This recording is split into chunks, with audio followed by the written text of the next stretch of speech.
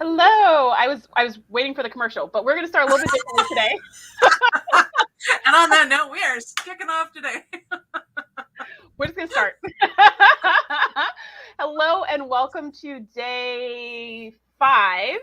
Day 5 of the JVology holiday giveaway. Today I am joined by my beautiful co-host, Michelle Nedelec. Hello, Michelle. Welcome. Hello, Cherise, the beautiful. Thank you. So today we're going to keep going on with all these amazing contributors. Today, the theme is money mastery.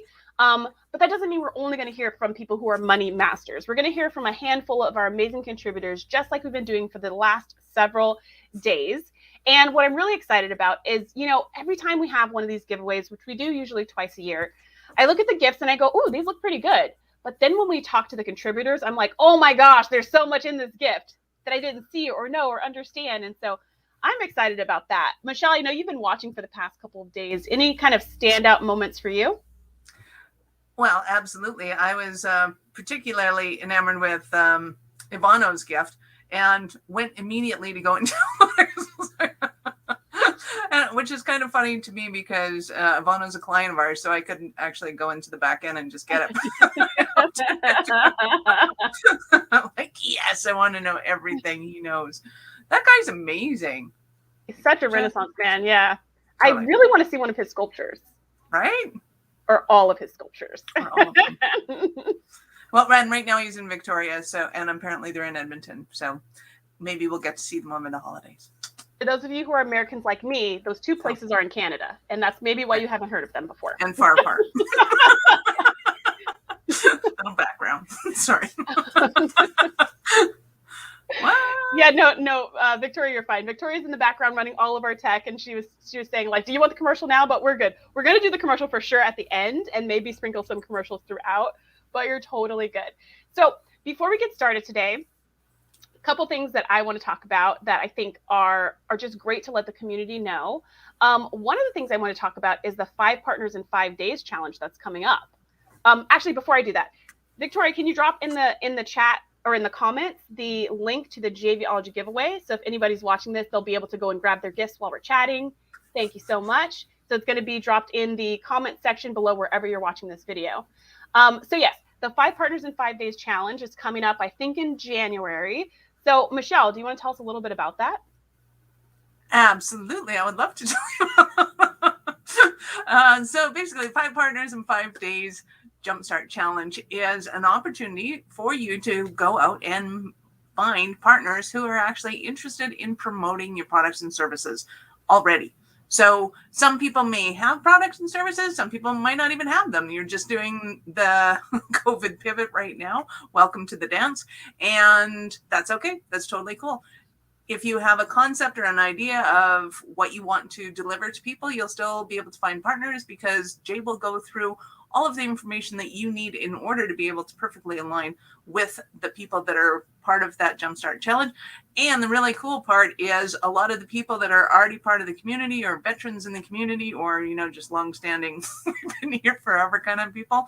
We also jump into those challenges because we love meeting new people and finding out what they got going on because a lot of them have products and services that we don't offer, but we want to be able to get you in front of our audiences so that you can spread your love and cheer with our audiences in a way that we don't do it.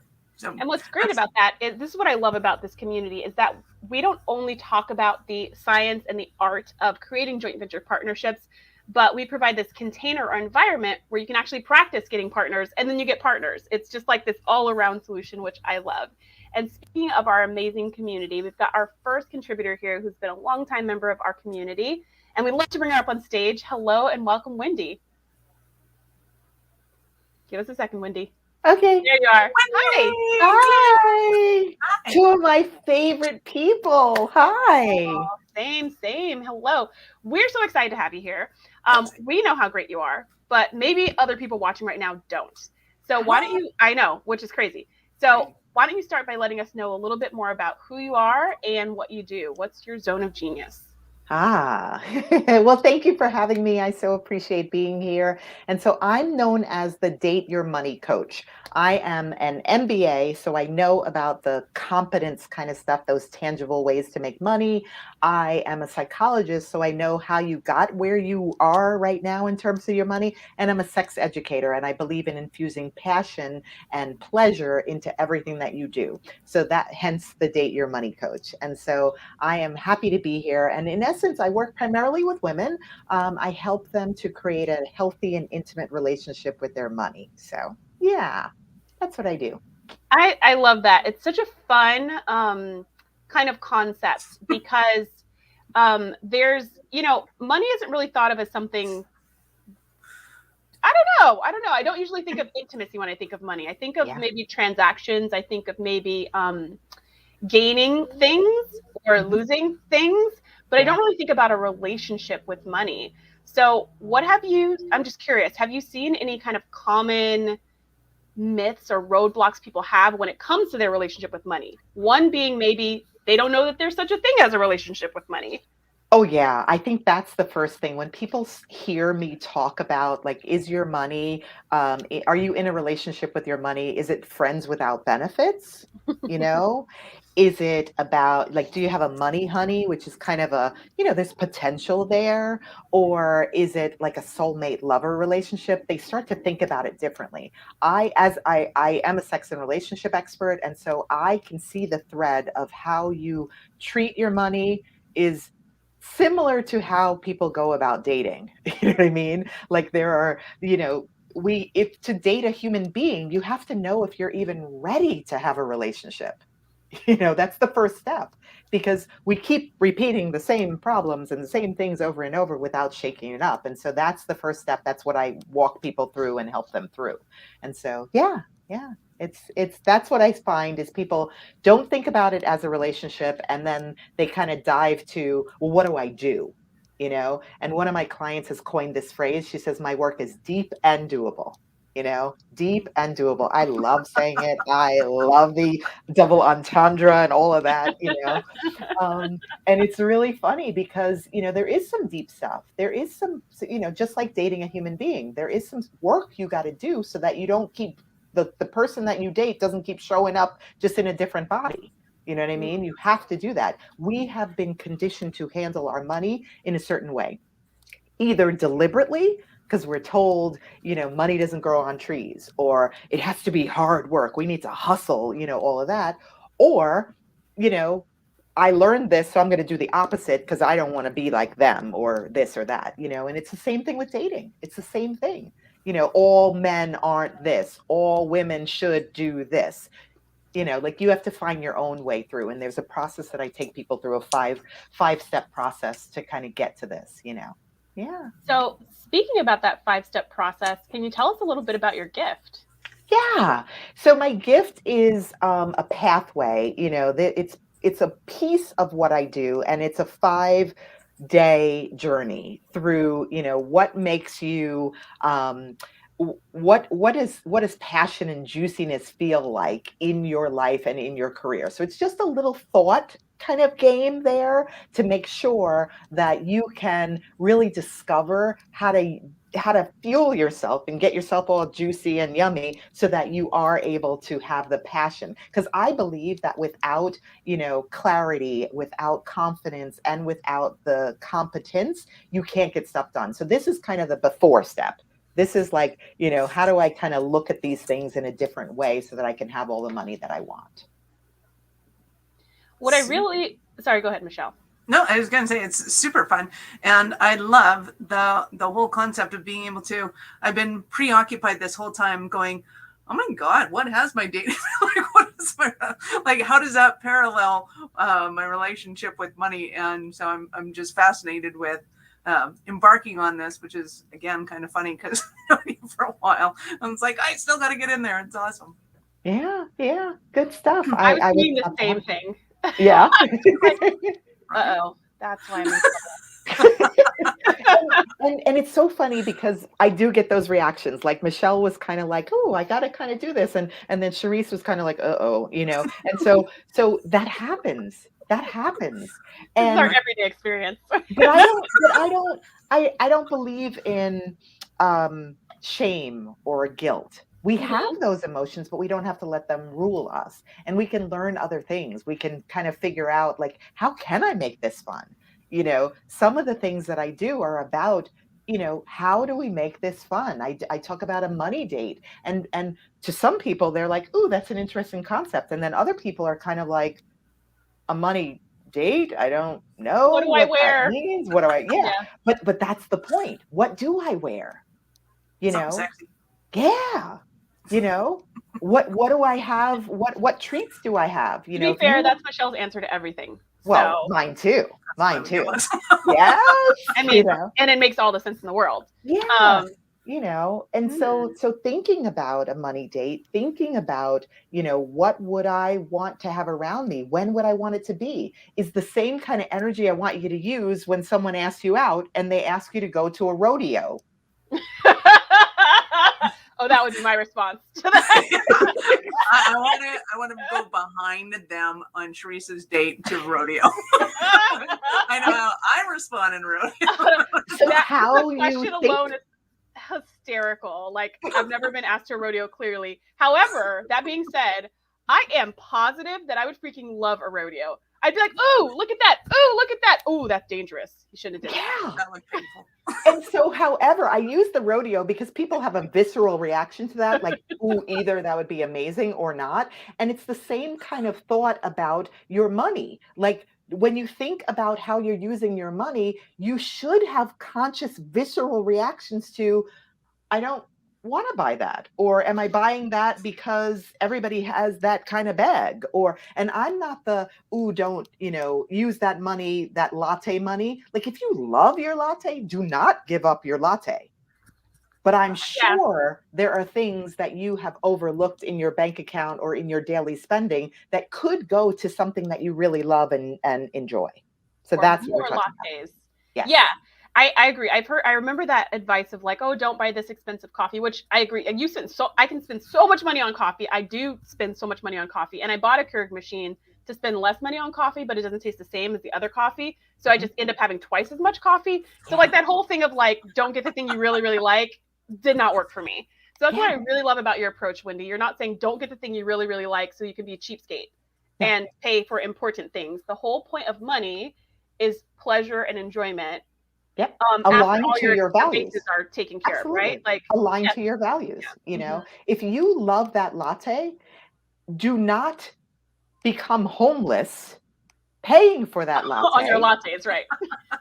Like, let's be Very clear. fashionable bag Right, lady. right, exactly. But you know that you have, bought things, paid for things, forgotten about things because you're not paying attention to it. You're not nurturing that relationship, that you could take that out, that magazine subscription that you've never looked at.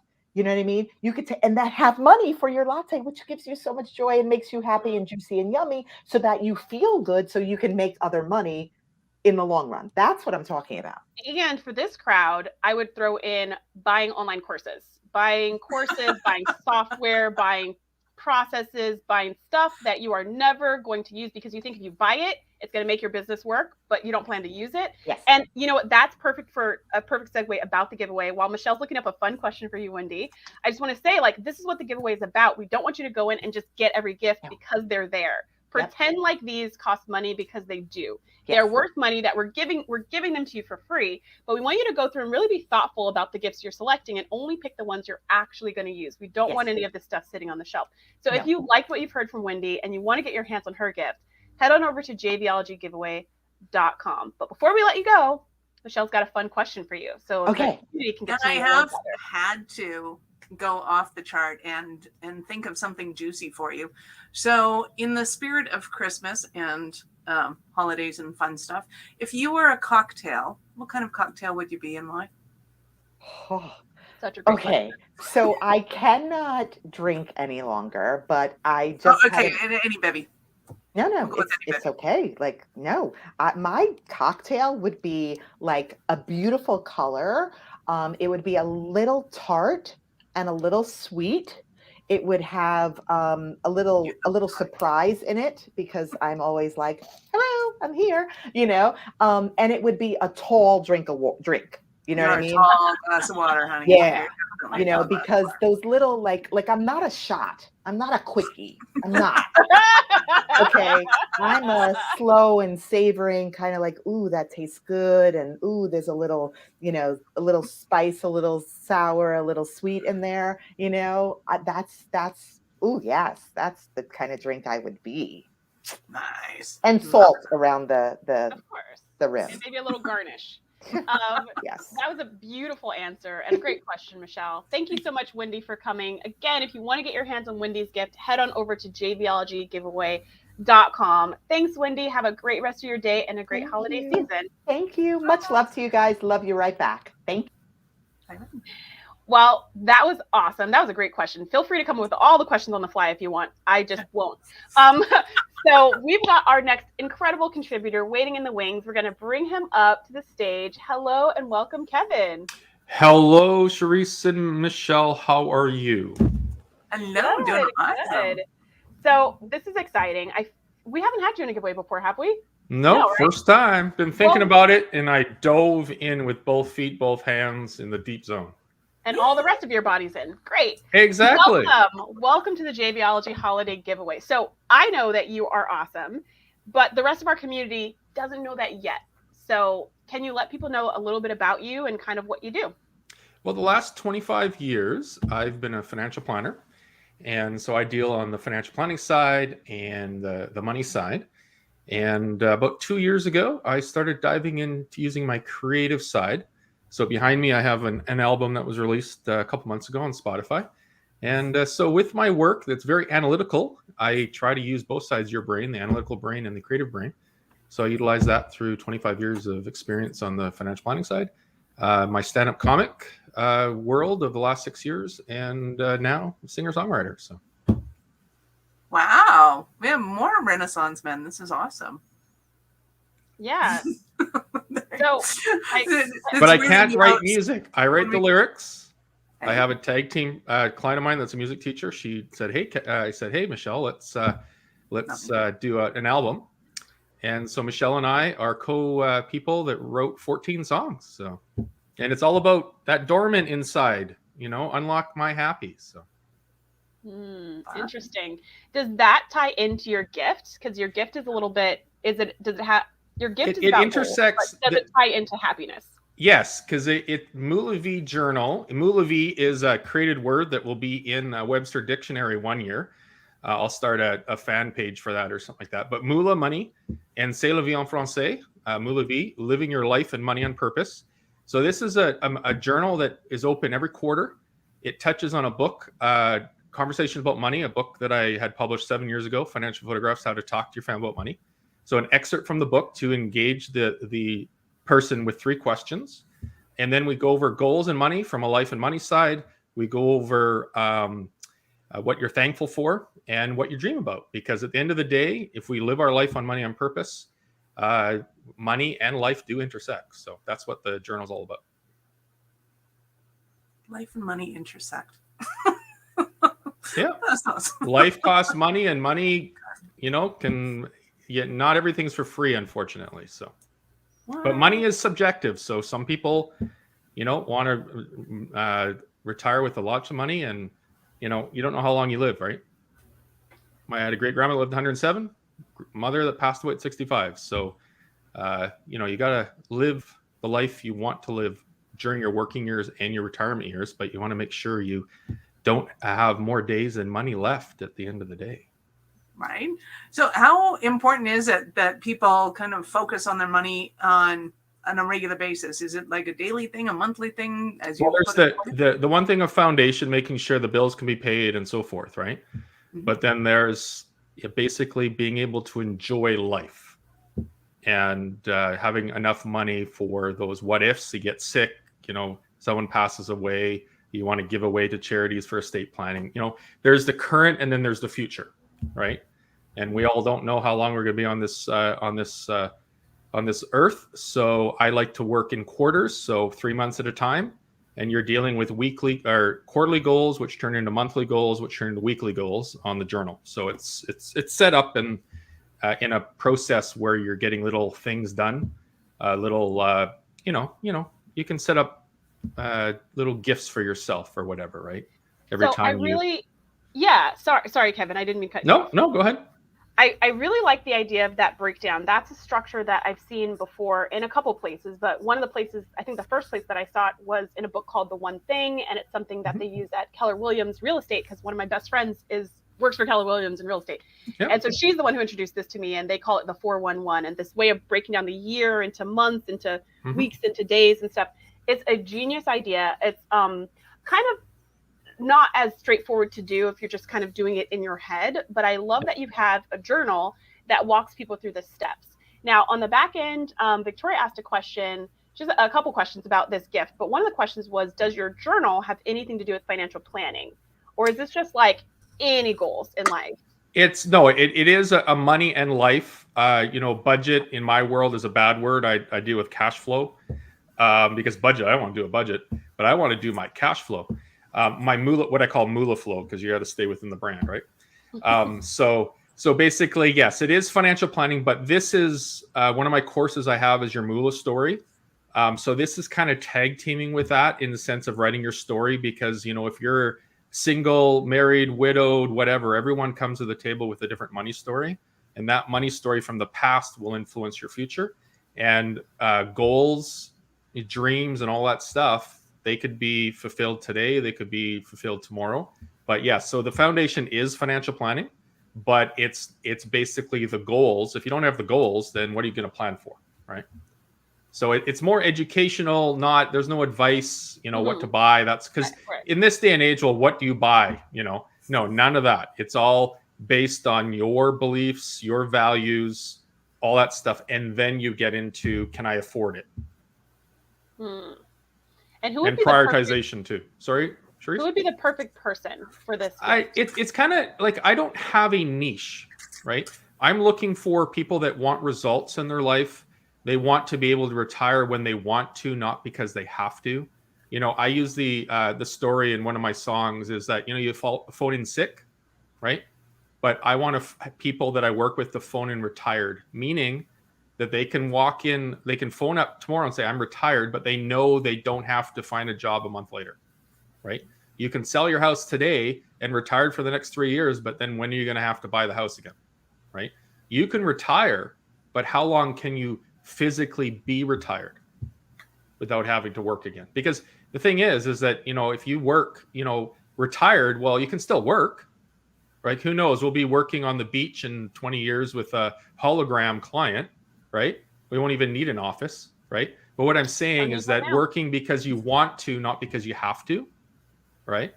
And work hard, play hard, yeah, but make sure you have the oxygen mask on so you can help others. I like that. Can I ask you a fun question, Kevin? Sure.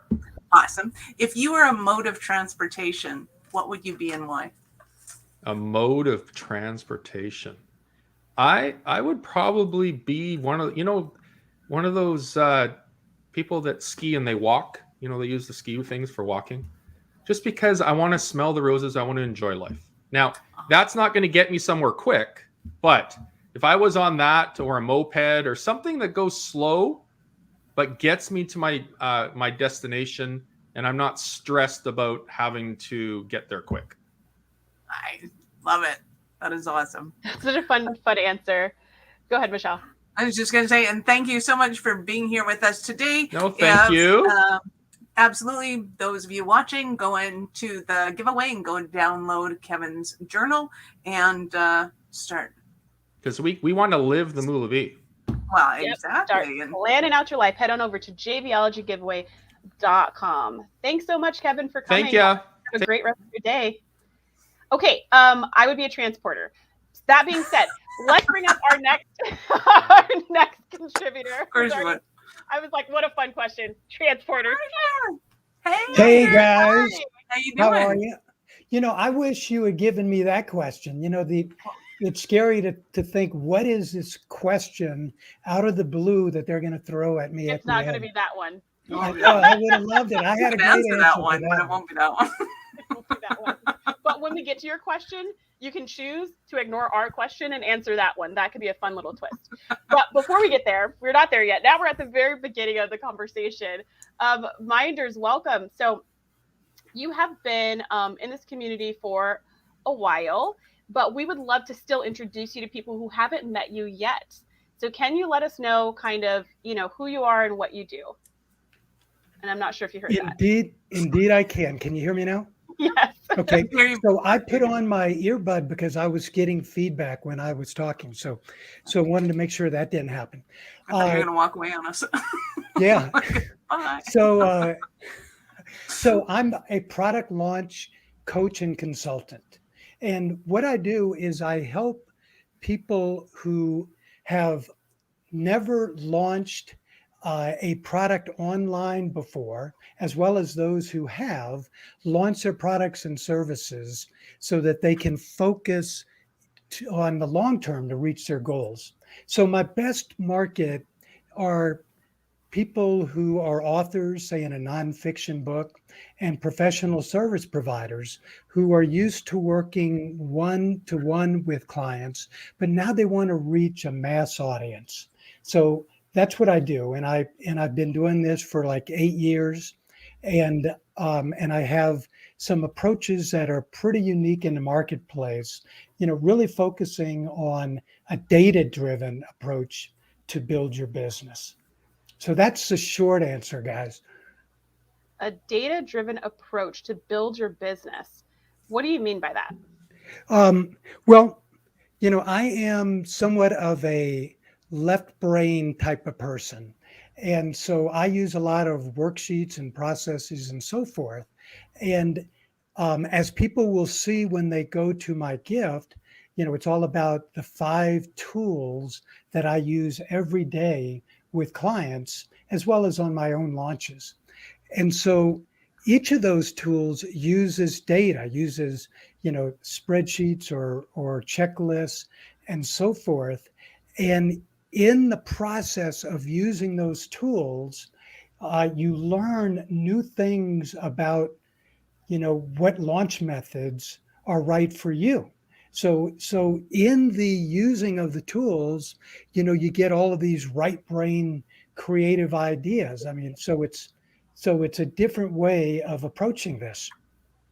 So on Can I that back up, note, Minders, for 1 second? And some people that are new may not know what a launch is. Can you just describe what a launch is? Yeah, absolutely. So you are launching online every time you put out a product or service with the intention of creating revenue. So it's not a launch when you just post on social media or give out email content.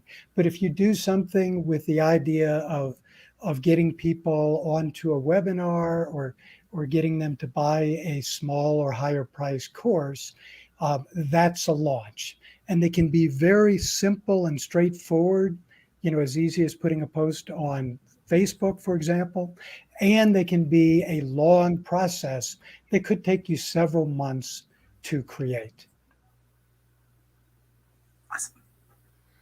So you. Tell us more about your gift specifically. You talked about how it runs on data. There's spreadsheets, there's analytics, there's things that you need to know, and that's important because we want to make our decisions based on data and not off of emotions, which sometimes don't always match. But tell us what exactly we get inside of your gift. You can go ahead and put that gift back up. Great. So before I go into the 5 components, which are up here on the screen, let's give an overarching framework. In my experience, there are a lot of people online offering products and services, but what makes a difference between those who succeed and those who just, make a living at it, so those who really prosper, is that they don't try one thing and then assess how it did and then determine, am I going to do it again or am I going to try something else? Instead, they have a long-term plan with specific strategies that they use over and over again in order to reach that plan. So the current result from the first time you say do a mini launch is you look at the end of it, and under the way that I teach it with a long-term plan is you don't evaluate it to see if you'll continue it based on how you did. You've already made that decision that you will continue to launch, and you'll even use the same methods and expand as your knowledge base and experience dictates. So a launch gives you the data so that you can tweak for the next time. So with that understanding, the 5 tools are: the first one, the complete blueprint. It's the roadmap of what you need to do from setting your goals to actually several years down the road meeting those goals and even exceeding them. So that's the first tool. The second one is what I call the milestone calendar, and it's all about reverse engineering your launch. I've been on some major launches where big name product marketing people who you think would know better simply set a date, and then they expect their team to move hell and high water to make it happen. And there's a much easier way, and one that will make sure that you want to do it again, and that is to reverse engineer all the steps into your launch so that you arrive at a date before you're committed to it. So that's number 2, and you'll learn exactly how to do this because each of the tools has a video that I walk you through it, and the worksheet or the process that you can use to apply it. So let me pause you there. So number Okay. 2, reverse engineering. What I really like about that, and maybe have a question about, I really like the fact that you're thinking of what's all the work that needs to be done to have an effective and successful launch. And here's, let's say there's 3 months of work, 6 weeks of work, 2 months of work, whatever it is. Let's figure out how much work we need and then set the date. It's kind of counterintuitive to just picking any old date and then telling your team, okay, fine, go make it happen. So I guess my question is there some place where we can blend those two ideas? I know a lot of people are planning out their 2022 calendar right now. They're planning out their year. Is there a way for us to say, in quarter 1, I want this experience. I want to launch this product. And I don't know exactly the date in quarter 1, but in January, February, March, one of those times I want to launch. And, now I can reverse engineer to find that date. Like, what are your thoughts on that? Well, that's a great insight, and I highly recommend setting up a launch calendar like that. And here's what I would recommend. This is what I do with my clients, and it starts to make sense as you delve into all 5 tools. But basically, you'll see what launch tool you think is the best path to get you there. So let's say it's a challenge, for example, followed up by a webinar to sell your big product. So you simply go to Google Calendar and set up a marketing calendar, set up a new calendar, and then set up the frequency by which you feel you can handle the next time you do each of those launches, each of the challenges. And then either on that calendar or a related one, then you also put down your marketing steps that you're going to do that will feed into that challenge. Getting affiliates, doing ads, doing organic marketing, whatever. And so once you do that in conjunction with the calendar, with that reverse engineering, you'll start to have your long-term plan. And then the other tools support you in adjusting that calendar. So that's how they come together. Yes. So I love that because I actually didn't think about that part either, about how there's a launch, what did you call it, mechanism. There's a support mechanism you might want. Like you might want a challenge, but you might want a webinar, but you might want a series of YouTube videos or Facebook Live. There's different ways that you can launch. And I think that's another piece that I totally didn't even think about in this whole conversation. How would people know which thing they should do? Or is it just trial and error? Well, in the videos, I go over my 4 launch models. So, there's a lot of launch approaches, but they all fit into models that kind of mirror your personality style. Oh, So that's interesting. let's say you're an extreme introvert, all right, and someone talks you That's right. into doing a challenge or a summit. By the end of it, you swear off launches forever. But what if you could do what I call a roadshow launch instead? Whereas rather than getting everybody to come to you at the same time, your traditional affiliate launch, you go to your best matches of affiliates and say, I want to spend 1 week putting all my love and attention on your list. I'll design a special bonus for your group. And it's more nurturing and supportive, something that you can sustain for the long term. So you'll learn to be able to figure that out. And then my launch checklist, which is tool number 3, shows you what are the options for marketing for each of those methods. And that's what you pursue. Wow, that's fantastic. So in this, they're actually getting 3 different gifts. Did I hear Well, that they're right? getting 5 gifts. Oh, nice. And the fourth one is one that I think really ties into this discussion, which I think you'll love.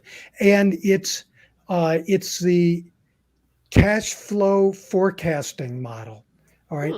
So when we think of budgeting and cash flow, we go boring. I don't want to do that, right? But if you can picture it in a different way, as before you jump into your launch, you actually see where the gaps are, in what you can do. Like, can I create my own funnels? Can I do my own marketing, my own graphic design? And then you see what it's going to cost you to get the ideal solution. And there's a process by which you can see exactly what you're going to need to do to increase revenue to cover those costs if you want to do it right. And then that motivates you to bring on more affiliates or do those other steps. And so it's all forecasting in a new light. And then the 5th gift pulls it all together so that you tie your metrics from an individual launch into your long-term plan. Wow, that is absolutely substantial. So peeps, go and download Minder's gifts because they are awesome. And I have a sneaking suspicion during the holidays, you'll be able to get all of your planning for 2022 done just with that, which is awesome. Thank you. Minders, can I ask you a fun question? Oh my God, I hope I can handle it. I think you can. So this is going to be a fun one for you. If you were to write a kid's Christmas book, what would you name it and what would it be about? Oh, that is a good one. Well, my favorite children's book of all time is Good Dog Carl, about a Rottweiler who gets into all kinds of antics with the little baby while the parents are gone running errands, right? So because the roadmap, my roadmap gift number 1 is integral to the whole process of planning, I would say Good Dog Carl's Roadmap to Launches. That's what I would name my book. Absolutely, because there's all kinds of good gifts and presents inside. Nice. The 12 days of Christmas launching. Absolutely. There you go. That's awesome. That is super fun. Thank you, Minders, for being here with us today. We appreciate it immensely and absolutely have a happy holidays. Great. And same to you, Michelle. Yeah, Bye now. bye. Miss Victoria.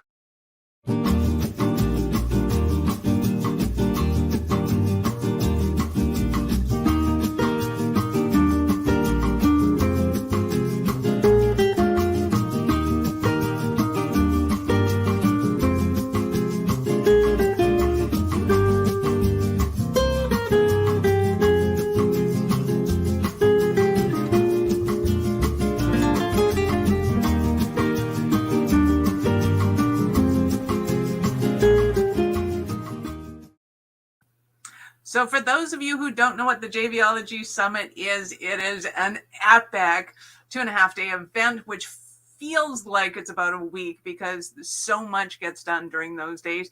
And the next one coming up is in Cabo San Lucas, Mexico, which is fantastic. If you've never been to Cabo, it's gorgeous. The fish are fabulous. There's, oh my God, even if you don't like water, the cool part about Cabo is you can walk along the ocean's edge, if you will, and you can just look down and see the fish. They are teeming everywhere in there. It's awesome. Probably because there's so many tourists feeding them breadcrumbs, but that's beside the point.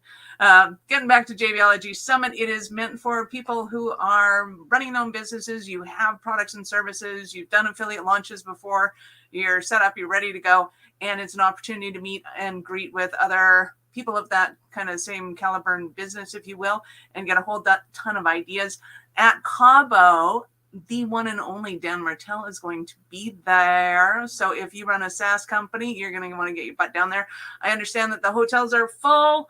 Well, not the hotels, the booking room slot that they have. You're on mute, baby.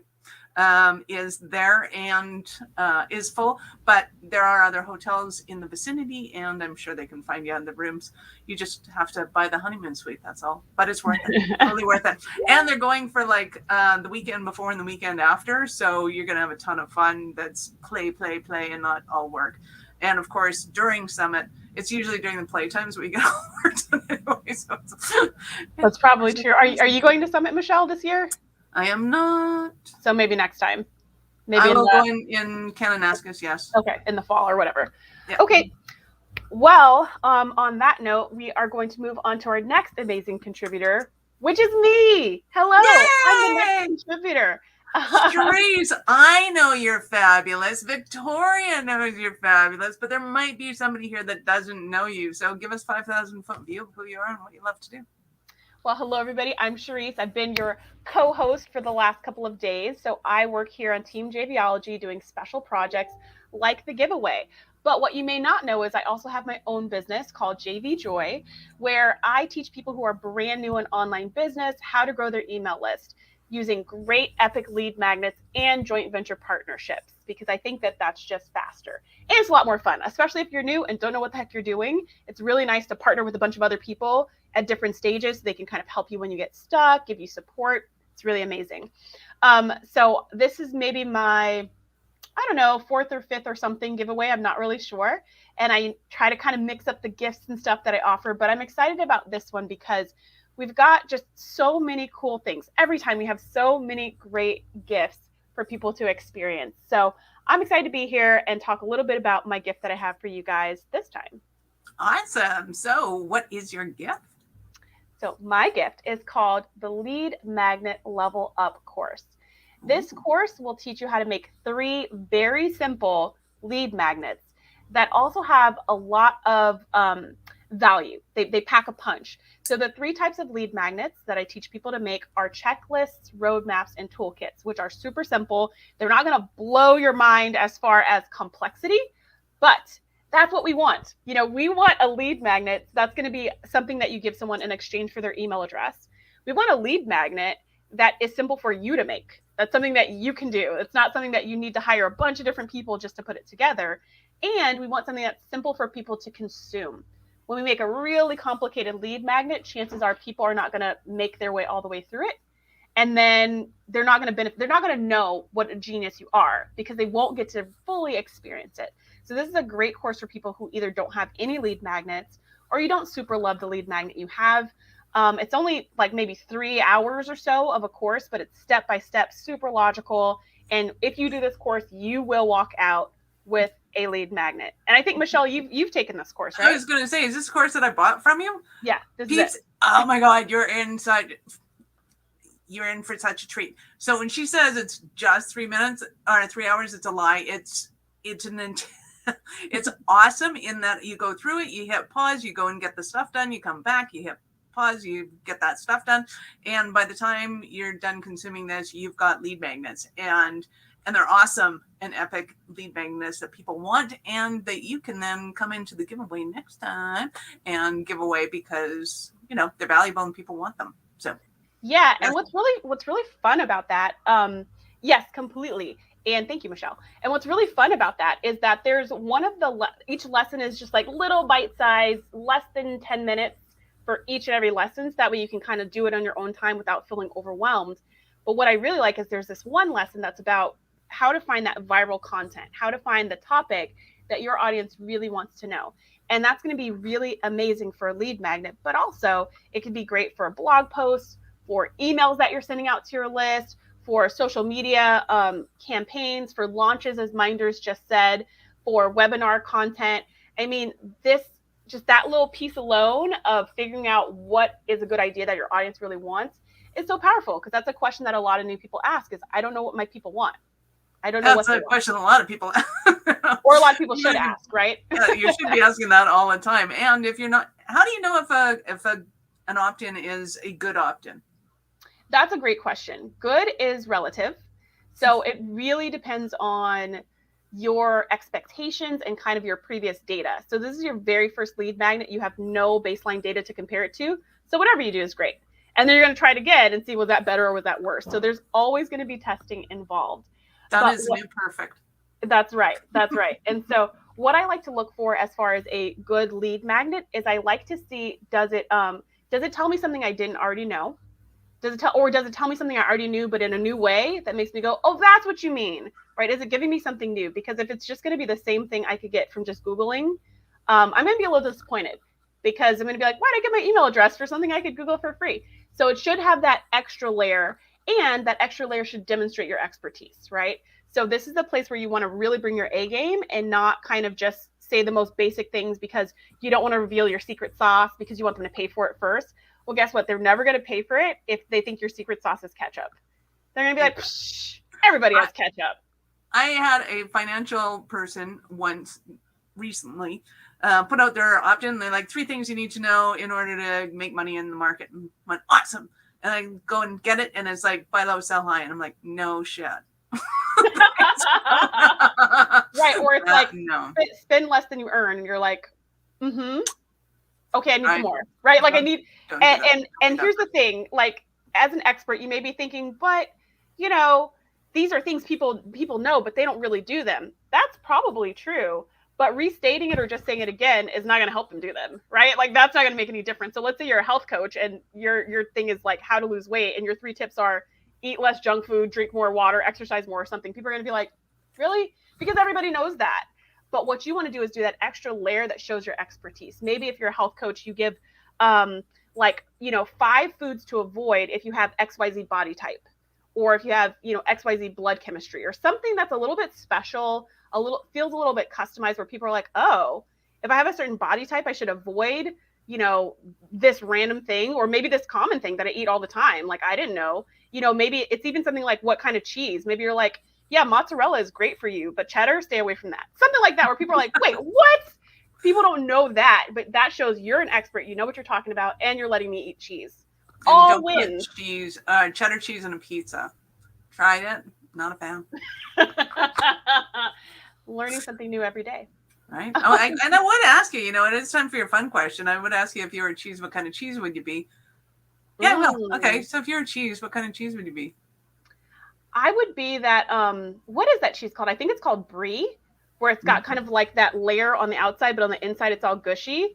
Yes. That's me. That's 100% me. I've got this layer on the outside. Like when Wendy was talking earlier about like your dating, I was like, that's why my money's not what it needs to be. Because I got that layer on the outside, but on the inside, it's all like gushy and like smooth. And maybe the only layer you have on the outside of you is like intellectual prowess. I don't know if you can call that a layer, and then the gushy just kind of comes out, and you're melted brie. I'm melted brie. That's the kind of cheese I would be. And now I really would love some melted brie and a little bit of honey. Ooh, a cranberries for the Christmas. Little bit of cranberries. Yes, you read my mind. Cranberries and honey, maybe put it on an apple slice. Okay, we're going to get off topic here. I haven't had lunch yet. But yes, if you want to get your hands on my gift, definitely head over to JVologyGiveaway.com so you can start working on your first or next lead magnet. You can get it finished this weekend. So you can say, I have no lead magnet. And then on Monday, I have a great lead magnet. Wouldn't that be amazing? Don't you really want that? If you do, go to JVologyGiveaway.com, get your hands on the lead magnet level up course and all of the other amazing gifts that are there for you. Nice. Love it. Now, on that note, because I just realized Bye, you can't Grace. see It's been Michelle. nice. See ya. I realize you can't see Michelle, but our next contributor is here. So we want to Yay. welcome up to the stage, Justin. Hello, welcome. Hello, how is Hey. everyone? Long time no see. Yeah, I haven't seen you since Since last probably the giveaway. summer. Last Yes, giveaway. last giveaway. Yeah. Justin, how do you pronounce your last name? Pogue? Code. Pogue. How fun. What a fun last name. You sound like Right? some really epic detective. I'm thinking about that for my next story. You might be famous. So Again? you might be famous in my circles, is what I should say. Not Okay. just the whole world and universe, but also my circles. Okay. So, Justin, let us know a little bit about you. What do you do? What's your zone of genius, and who are you? Yeah, excellent. So my name is Justin Pogue. I am an author, a real estate, and while my background is property management, I've decided to take all of those skills and apply them from the perspective of the renter. So, Justin, I hate to do this. Can you say that once more? You cut out that whole first intro until you said renter. Oh, okay. Okay. My name is Justin Pogue, and my background is in residential property management. But I've all of that experience, apply that from the perspective of the renter. So I teach renters how landlords think so they can actually negotiate better when they go to rent a property. Awesome. So, as a renter, former renter, soon to be renter again, I'm sure. What are some of because I won't live here forever, but I love living here right now. What are some of the common myths that people kind of have, or roadblocks maybe that people have as renters that's keeping them from having a really great experience? The biggest roadblock is mental. Like, people think they can't negotiate with their landlord. They think their landlord is holding all the cards and they have no power in that relationship. And the reality of it is it's exactly opposite of what they think. They really have more power, and landlords really need them to live in those spaces for all kinds of reasons. Cash flow reasons. The insurance company wants to make sure that there are actually people living in there.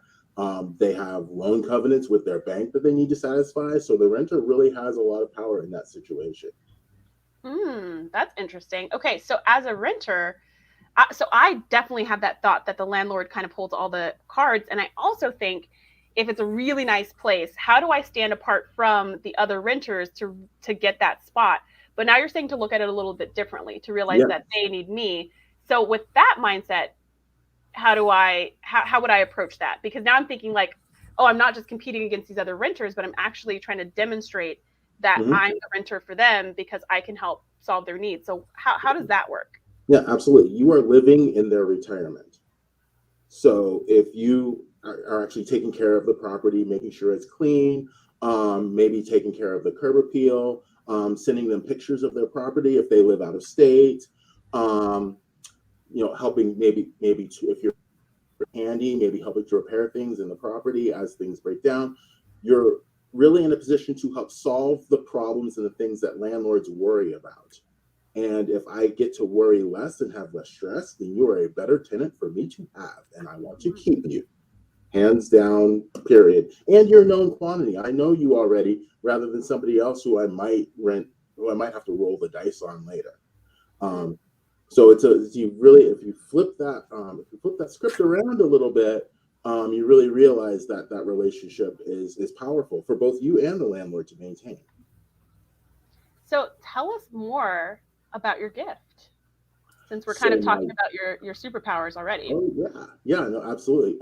So my gift is apartment search secrets. So I noticed that entrepreneurs are stressed all the time. They have all these issues on their mind, and sometimes changing apartments or changing where they live becomes one of those other things on their plate that stresses them out. And this gift is about how to find your next apartment without all of the stress, the things to look out for and pay attention to while you're going through that process, so it can be much less stressful while you're changing the place that you live. And it's funny, just because you're an entrepreneur doesn't mean you bought a house. It doesn't mean you're at that stage. So this is something that can really just help ease the stress of changing apartments if you need to. And entrepreneurs need all the stress relief they can get. I love that. And I have an understanding that, especially in the States, that there's a trend towards people not actually buying their residence and renting them out instead. And you say apartment, but I'm assuming the premise applies to townhouses, houses, anything. It works for anything between renting a bedroom all the way up to renting a house. Because all of those people, everybody has stress, and we're trying to get rid of it as much as possible so we can focus on applying our superpowers and our gifts to whoever our clientele is. Very cool. I love that.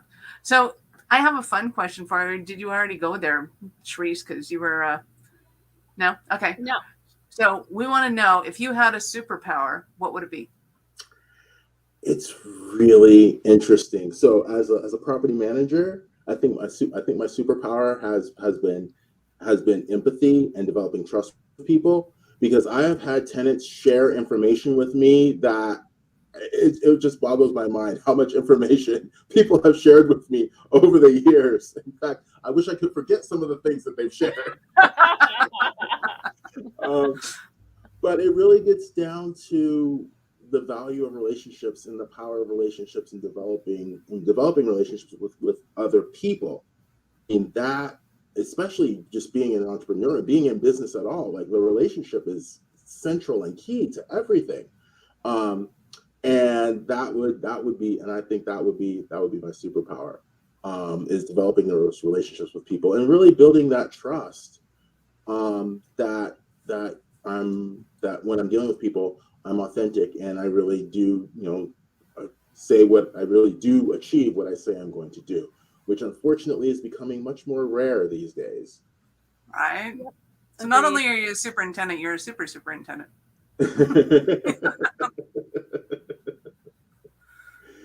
Yes. Well, absolutely. Justin, thank you so much for coming and sharing about your gift. Go ahead and go to JVologyGiveaway.com and get your hands on Rental Secrets. Get your hands on Justin's gift, because even if you yourself are not renting right now, which is totally fine, I'm sure you know somebody who's renting who could use this. And Krista said, I think yesterday when we were hosting day 4, that what her sister does is she goes through the gifts and thinks about which gifts would be best for her kids, depending on what they're going through. So this could be the perfect idea. If you already own a home and you don't plan on having renters or being a renter, you probably know somebody who is looking to rent. And so this would be a great gift for you to send along to them. Send them to JVologyGiveaway.com so they can get their hands on Justin's gift. Justin, thank you so much.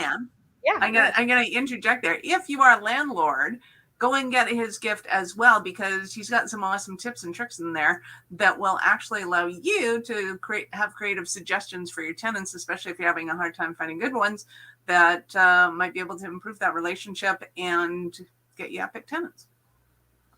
That's true. I love that you added that. So thanks, Justin, for coming and sharing about your gift and kind of your backstory. We hope you have a great rest of your day and a great holiday season. I wish both of you a happy holiday season as well, and everyone else out there too.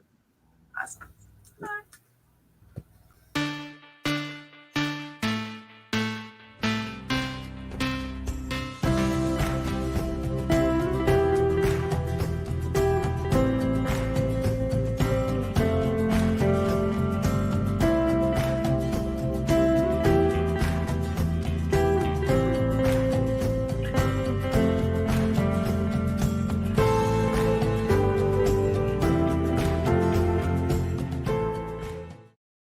You know what we should do with that commercial? We should change it so at the end she gets colorized. Oh, she comes out of that black and white. Because I just realized she's the only one who's black and white, the one who's like, I don't have friends and business is hard. Ooh, friends. Like, ooh. Yeah, we'll work on that for the next giveaway. Okay. By we, I mean Michelle, because she made that super fun video. just so cute. Okay, so we're gonna keep it rolling. We've already got our very next contributor here backstage. We're gonna go ahead and bring her onto the stage. Hello and welcome, Allison. Hello. Good to see you guys. Yeah, Good to see you so great to have too. you here. Where in the world are you joining us from? right? So I'm in Florida. I'm in Orlando, Florida. And it's so funny. I just decided I was like, you know what? I think it's going to look so much better if I go outside than if I'm inside. Because like in the inside, it's kind of like dark right now. So, and it's funny to me because this to me looks like a Zoom background. I'm like, people are going to think I have a Zoom background that looks like this. But I'm Holy really cow. outside of my backyard. Wow. Mine looks Michelle, a little more Christmassy than yours. Gorgeous. That was gorgeous. Yeah, you guys both have. I have this, Snow. but if I remove it, it's just like boxes. So, I probably need a Zoom background of either of your two actual living backgrounds. Well, I think I take hers because hers is like way warmer. Oh, I know, right? Yeah. What was I thinking? Allison's alone. Yes. Yes. So Allison, welcome to the giveaway. We're so excited to have you participating, which we've been trying to get you in for a while. Let's start by letting people know who you are and what you do. What is your zone of genius? Yeah, so my name is Allison Franz, and I am really what I do is I help entrepreneurs to become limitless, right? And that is an inside and outside job. I am a mindset coach, particularly a mindset coach to mindset coaches, and I'm also a business coach. So I really help people to set themselves up so that their business is totally limitless and they're moving forward and they're flourishing and they're not hitting these walls that or plateaus, I should say. I usually use the word plateau to describe it, where they're kind of stuck somewhere and they can't get beyond a particular point. So I love that you're a mindset coach for mindset coaches. That like kind of tells you everything you need to know, right? That Allison knows her stuff when it comes to mindset. And Allison and I were actually in a Clubhouse room the other day that Allison hosted, and something she said that was really great, and I would love for you to just kind of share it again and kind of tell us your thoughts behind it, was that thing you said about if anyone can do it. Can you share that? Oh, absolutely. Yeah. So I'm a big believer that if anyone can do it, everyone can do it. And what I mean by that is, we see these people who we think are anomalies, right? Like, we see the person who's, was given the prognosis that they were going to die, or the baby that was born and said, this baby has 6 months to live, and then 25 years later, they're fine, right? So what if these things that we consider to be anomalies are actually things that are possible for everyone? Right. And what if what we consider to be the exception is actually the rule? Yeah. So I really love this. And Michelle, I have a feeling that you would have a lot of insight here as well because of your hypnotherapy work. As far as just like people's mindsets, right? I feel like that's maybe the biggest block that we as entrepreneurs face, or plateau, barrier, whatever you want to call it, roadblock, wall, mountain that we have as entrepreneurs, is that mindset piece. There's the tactics, there's the skills, there's the tips and tricks that I think we all have an abundance of, but then there's the action, and that's when it kind of becomes a mind game. So I'd love to hear more with Michelle and Allison just about your thoughts of maybe some of the biggest mindset barriers that entrepreneurs face that keeps them from reaching what's possible. Absolutely. Would you like me to go first, or does Michelle want to go first? First? Absolutely. Yes, we would love you to go first, and I would love for Michelle to kind of tag in with thoughts or questions. I'll just dive in and go, yeah, what she said. Yeah, because I know you two are experts in that stuff. So. Okay. So I think, I really believe this is the next paradigm that we're stepping into in every way that we see this in life, like even just the things that are going on financially, the way finance is changing. So many things are changing in the world right now. This is what we're stepping into. We are stepping into limitless possibilities, right? In so many ways. And what happens is one of the most common blocks I see from entrepreneurs is they hit sort of this plateau, like almost like this glass ceiling that they can't get beyond. Either maybe they can't raise their prices beyond a certain point, or maybe they can't get more clients than they've been getting, or maybe they just can't get the proper executive assistant to be able to move forward the way they need to. Like whatever that block is, we have a tendency to go, I guess this is the way it is. Right. And I guess this is the most I can do. Maybe this is the most I can achieve. Right. And then we kind of settle for that. And we'll even make up excuses for why this is happening, right? We'll try to justify it. Okay, I've been stuck here for 6 months, a year, 3 years. This must just be it, right? But there is more. The problem is that we're unconscious to that more, right? And this happens especially after entrepreneurs have had some success. They don't realize that they still have blind spots and blocks that they're not seeing. They think because they've made $100,000 or $500,000 that they've done it. They've done what they can do, right? And that they can't go any further than that point, because the reality is it's more than a lot of people do. So I might as well just be grateful for what I have, and I might as well just come up with all the reasons why I should be happy with this. And you can do that if you want, but it's a choice. You can have more. I just love that, and ditto.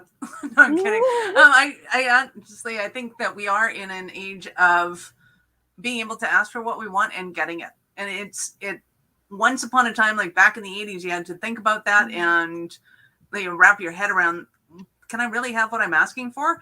But in this digital age where you can ask for anything and figure out how to get it, but we're going past the information age and into the, I think, conscious creation of, what we focus on grows and it becomes evident that much more and more easily than it ever has before.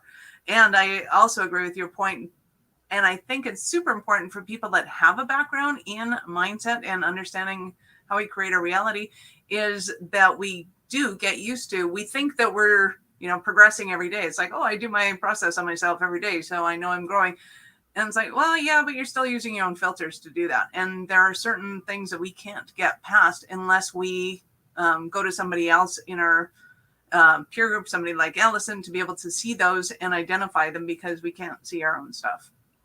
Yeah, and I really like what Allison had to say about that we get to a point that is more than most other people might experience, or more than we've ever experienced. And we're like, all right, cool, I made it, woo, which is awesome. Like, you should definitely celebrate every win you have. And I love that she said, but there is more if you choose to. Just know you're making a choice to say, I am choosing to stay right here because it's the best I've ever done, or whatever reasons, doesn't matter.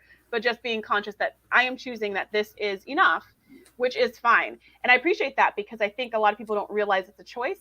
And I totally agree with Michelle also, that I have seen myself, people in this mindset space who are kind of like, yes, I know this process. Yes, I've done this before. This even happened recently at a JVology Live, where Jay was talking about this big mindset thing that I was like, I've never heard this before. And he was like, you've heard this like 6 times. And I was like, wow, because I'd never heard it before in my 6th time. And somebody else was just kind of like, yes, I'm familiar with all of this. Yes, I do this with my clients. And I just thought to myself, being a scientist is my background. That is when you get in trouble. When you stop testing your hypothesis is when you get in trouble, because there's more to learn. There's more to growing is a process. There's no end destination. And I don't care what you've discovered, there's more to discover. And scientists always get in trouble when they've decided their theory is the theory and there is no room for improvement. It's like, that's when their labs tank, their funding dries up, their students leave because they don't grow. Which is kind of tricky in this mindset space, because you think you're growing and you're not growing. It's totally meta, right? It's totally meta. So what is your gift for us today, Allison? So my gift is my mini class, How to Smash Your Money Blocks. And it comes with a free money blocks reading. So total $247 value. It's a very short class, 30 minutes, gives you all the basics, what you need to know about money blocks, so that you can start thinking about what might be holding you back. And then you can get on a call with me and I will confirm, tell you what exactly is going on for you. I'll give you your 3 biggest blocks. And I've already been getting people on for this, and they're pretty surprised. Things are coming up from much earlier in life, things that they forgot about, things that are actually going on right now that they didn't even realize was a block for them. So there's such a variety of things that could potentially be going on for you that could create money blocks for you. But yes, I will give you your 3 biggest blocks. Yay. What is what's one of the blocks that people have that is the most surprising to them? I would say the old stuff that they forgot about.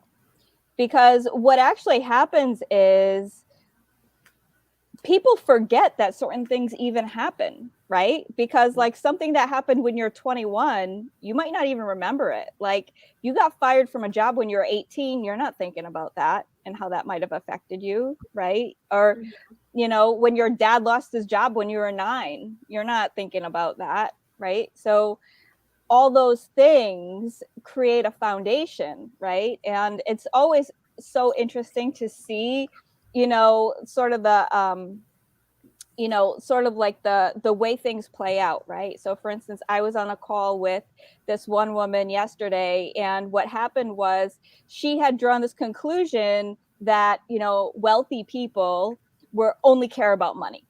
And that was from her childhood, right?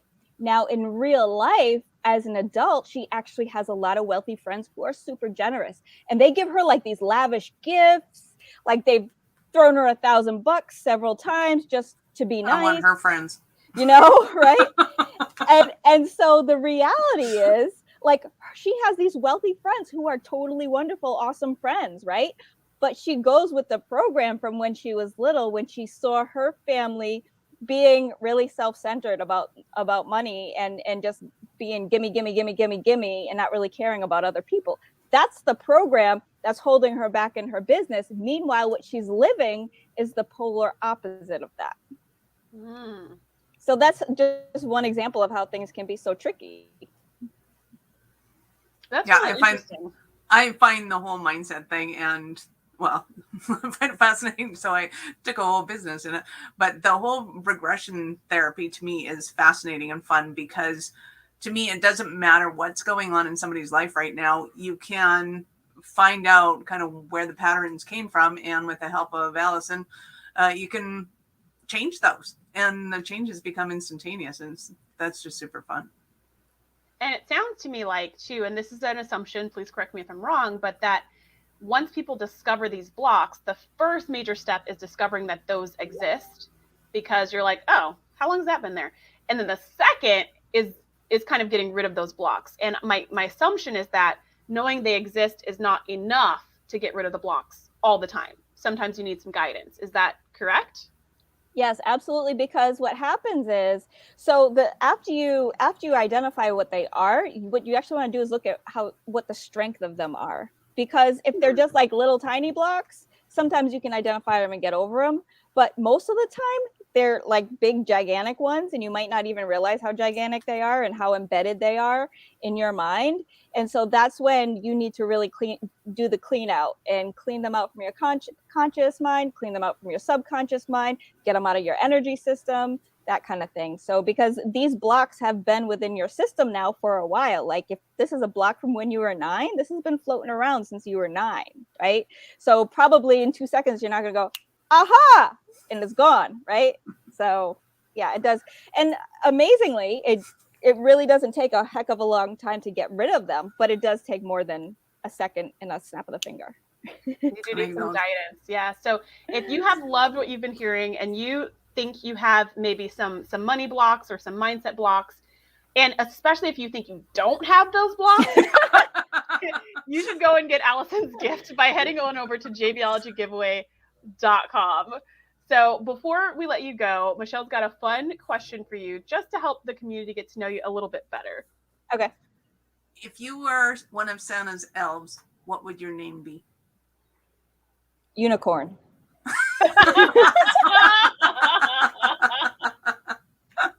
That was the first thing that popped in my head. I'm like, I know I only got a minute. I only got about a minute to answer this question, so I'll just say the first thing that comes in my mind. I just thought unicorn. Oh, great. Now I'm picturing all these little elves with pointy ears and pointy horns sticking up. Right, or a little elf who's cosplaying a unicorn, where you're like, okay, that's new. You're in the Christmas ring toss. How fun is that? So Allison, thank you so much for coming and sharing about your gift and kind of a bit about your backstory. I'm really excited about your gift because I'm sure that I have money blocks, and I have a feeling that even as I clear blocks, there will be other blocks. Like I just have this feeling that there's always more to go, always places to grow. So I'm excited of getting your gift to just at least continue the process that I'm on. If you want to get your hands on Allison's gift, like I said, head on over to jvolegygiveaway.com. The link is in the comments below this video, wherever you're watching it. Allison, thanks so much for joining us. Have a great holiday so much. season and a great rest of your day. Bye. So you want a fun story on money blocks? Yes. So I in my summit, I got to interview Brett Wilson, who is a Canadian billionaire and was on Dragon's Den, all that kind of fun stuff. And he goes, "Well, I got to go. I'm in a meeting, and we're building a power dam." I'm like, Jesus, I think too small. And then a couple of weeks later, a friend of mine goes, yeah, my brother just bought now the word escapes me. City? A power dam. And I'm like, what? What is a power down? What is that? I want to buy a power dam. It's dam? Did you say a like dam? a dam. Yeah. And power dam. They bought a dam. A dam. Why is it dam? Right? Like, that is awesome. That is really fun. I didn't Clearly, even know I have some money issues going on because it has never occurred to me, one, that I should buy an island, or two, that I should buy a power dam. So I have thought about the island, but I thought, I don't really want to own it. Same thing with a house. I kind of just want to be a little more flexible. But yeah, the dam, I never thought about purchasing a dam. Didn't know you could. But that was a new thing that I just learned. On that note, you don't know what you don't know, right? You sure don't. And I didn't know that. I didn't know that 30 seconds ago. So I want to welcome up our last but not least contributor of the day. Welcome to the stage, Dr. Barbara. Hello. Dr. Barbara. Hi, Sharice. Hi, Michelle. Hey. Hi, good to be here. Yeah, we're so glad to have you. Looking at your beautiful face. We tried to get Barbara on yesterday and the camera wasn't working, so we couldn't see all of this. And this is looking really good. So you did a great job. Congratulations. We're so excited to have you here. We want to start by letting the community know a little bit more about you. So let them know kind of who you are and what you do. What is your zone of genius? Well, my zone of genius is working with individuals and also coaches and licensed health professionals to help them be able to have some greater transformation around. Sorry. Sorry, that was a little bit of microphone noise. Keep going, please. Microphone noise, yeah. Around eating and body issues, particularly was how I started out working. So I work with, like I said, women mostly, with individuals. And I run a training program for health professionals. And I've worked with licensed health professionals for about the last 10, 11 years in this process, something I developed I called the behavior decoding method. And it's a method, it's a sort of an add-on method to things that people are already doing. So I'm not training coaches to be coaches, but rather to include this method to help those clients that they might be working with that have food and body issues and they're not sure what to do. Like, if you don't have specific training in that area, they're kind of grasping at things, the things that are most out in the culture, which aren't always the best things to be working with people. So this is kind of new. So you've got a training program, not for people who want to become health coaches, for example, but for people who already are health coaches to enhance their practice. Yes. That's pretty unique. Coaches. Because a lot of people, you don't have to be a health and wellness coach or nutrition coach or, in that sphere. But if you're not, you're working with human beings. And so, I had a coach once ask me, Barbara, why would I want to do your course? Because I'm an executive coach and because you work with people and many people have these issues. About 70% of the American population and probably most westernized nations are struggling in some way with food and body stuff. And it's really put out of proportion because the techniques that are out there don't work. If they did, there wouldn't be so many people that still have the issue. That's interesting. So in the techniques there are techniques that don't work. There are techniques that do work. What's the part that you play in that? Are you helping people with your specific proprietary techniques, or are you helping them, because we talked about you're enhancing what they're doing in their practice, are you just helping them find their own path and being really successful at it? Or is it a combination? Yeah, I'd say it's sort of a combination. Let's say somebody who's working in weight loss, this may not be the thing for them because it's really hard to have someone relying on the outside world And a lot of programs call themselves lifestyle programs or non-diet programs. But if they're telling people when and what or how much to eat, that's the definition of a diet. You know, it's an external reference rather than an internal reference. So I'm teaching them to teach their clients an internal reference. And we're born knowing how to do this. There's an innate wiring that's set up. But, you know, people are like carrots in their ears, la, la, la, la, la. You know, I don't want to hear that because I want to do what I'm doing. Or, you know, they maybe enjoy some of the behaviors that they have actually. But also realize that there's a detriment to it in the long run and would like to break free of that. Said no one ever that we enjoy our own. I know. Well, I was just thinking of the frappuccinos we were talking about earlier. I'm like, yeah, I enjoy those. Like those. Right. I don't need to have them all the time. I don't need to have them as often as I have them, but I do enjoy them. So I totally get that. So tell us more about you know, if someone is like, if somebody comes to me and one of my personal clients comes to me and wants to eat better, this is what they would say, you know, what would you like? Which is one of the things in my giveaway is how to elicit this kind of information called an outcome frame. You know about that, Michelle. And it's an NLP technique, but and they would say, oh, I want to eat better. I want to exercise more. I want, you know, want to wear the clothes in my closet that I can't get into that I spent all this money on. I'm not going to buy anymore.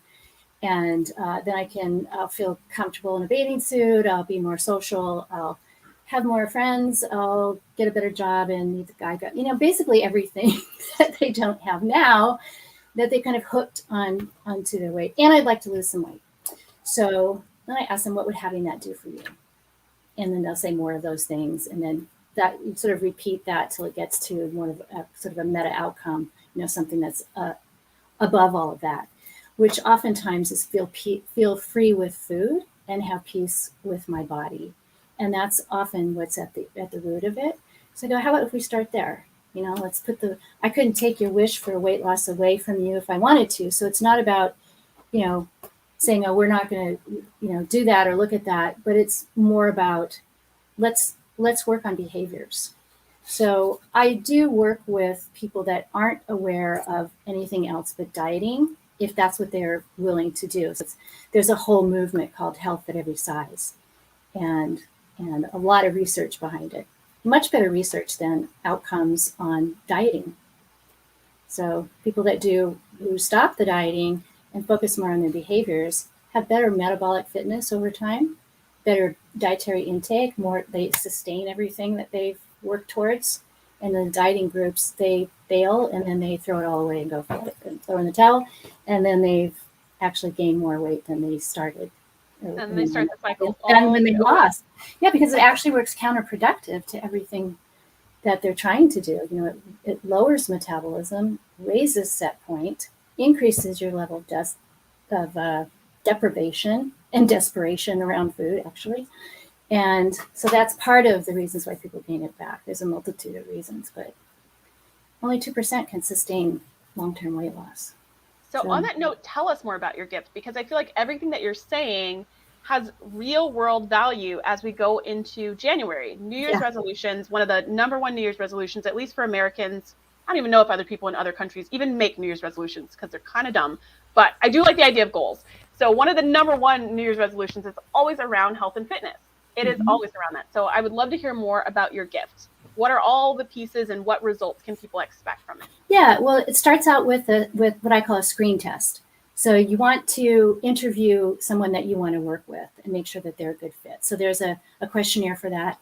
And there's also, thank you. And there's also a really simple test for people who may have somebody come to them and may have an eating disorder, but you don't know that. You don't know who's in your audience. And sometimes it could be one simple thing that someone says that can trigger someone from not doing eating disorder behaviors into doing them. So you have to be really careful, you know, who's in our audience. So there is a screening test. So in my courses that I teach to health coaches and anybody who's not working with clinical eating disorders, so I cloned that course for coaches, and I put in a screening module so they can know how to screen people appropriately and refer people out if they come into their practice. And then we have the outcome frame, which I did a little bit on. but that's helping people form a well-formed outcome. Most New Year resolutions are ill-fated. You know, it's not well-formed. And so that outcome frame helps to get a really clear, something that the person's able to do themselves and, you know, internally. And that it has a big enough chunk size that you know, it's good to work with, but not too small that it's not significant. And in a, what's the word I'm thinking? A positive, like a lot of people will say, when I ask, what do you want? What would you like? They say, well, I want to stop emotionally eating, or I want to stop binging. Oh, that's good to know what you don't want. If you weren't doing those things, what would you be doing? So to put it in the positive, because subconscious doesn't pick up the not word anyway, so it's pretty useless. And so you can use this with yourself. I recommend people use this for themselves before they use them with their clients, because you can see how it works. And I've also done a little video that I'm sending out to people who do sign up for this, to give them just a little bit more background. You know, how do I you know, put this into my practice? And I also have an intentions program, or not program. Sorry, trying to go fast. An intentions process that's you know, and I've used this for 25 years with groups. When I started 2 alternative schools in my community back then, and I used it with parent groups. So, I've used it with groups when I started my own consulting practice. I did lots of groups, and I use this then. And I even use it in my own personal relationships. Like my husband and I did this practice of intentions. And I don't know about you, but I had never done that before. And, you know, with my partner, and, you know, thinking about, we kind of had a vision, but did we actually like write a purpose for our relationship, and then write out expectations, and then make operating instructions out of that? You know, how do we operate as a couple? And then we have goals, of course, and a commitment to all of those. So it's really a transformative process, and it helps the individual, whatever it is they're working on. So when I use it with my own clients, it's around their eating and weight issues usually, but it could be more life issues. And what they do is come up with, out of expectations, because those are really premeditated resentments, something that we haven't vocalized. The other person has no idea that we have these expectations of them. And then when they don't fulfill it, it's not that pretty of a scene, right? And so if you have expectations that involve other people, it helps you to rephrase that so that you can work together and make a negotiation out of it on things that are negotiable. So it works really well just about in any kind of situation to do an intentions process. And I start this with my clients in the very beginning. So that's part of my program, and I'm sharing that, as well as 2 more things, what I call the real-time quick decoding. And this is my favorite process. It took me a while to give it away because it is the crux of my decoding process, which is like a code. You know, it's a certain number, it's a elicitation process of certain questions. And you kind of drop the behavior into this code, and out comes the client's own self-discovered solution. So I really don't do anything but just help them fix it up so they can find it. And this process does that. And so there's 3 questions. That's the core of the whole code that's included in there. And so it's really the crux of the method. And what happens after people answer these questions, in the moment that they're reaching for behavior, it's not that they can't do the behavior. Don't tell your clients that, because they won't do it.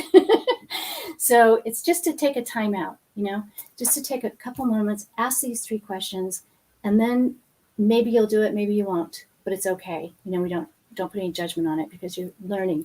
And what that process does is it starts the neurons in your brain to change and repattern, which eventually will replace the disordered behavior with something way better that the person already knows and has discovered for themselves.